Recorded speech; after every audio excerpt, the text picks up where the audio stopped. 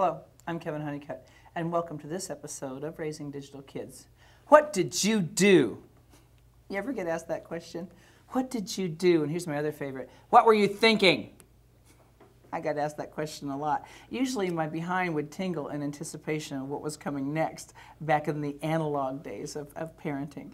A lot of times we focus on what kids can do wrong, will do wrong, are doing wrong.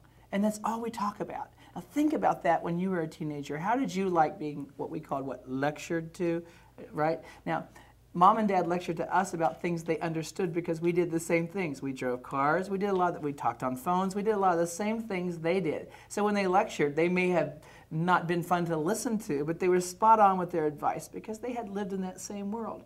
Here we are now speaking with this dialect, and what kids might think is that you're irrelevant. What you're saying doesn't even apply. Right? So I have to be careful, I think, how we talk about these new realities online. And not just talk about negative. I want us to focus on the positive. Now, how can you do that?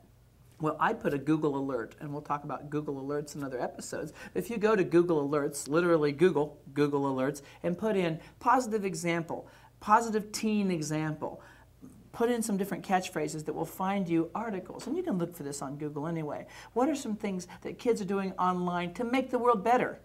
And how can we emulate that? See, if all we do is talk about things kids can do that are wrong, when are we going to talk about the things they can do that will get them the scholarship, that will get them the job, that will build them that positive digital footprint?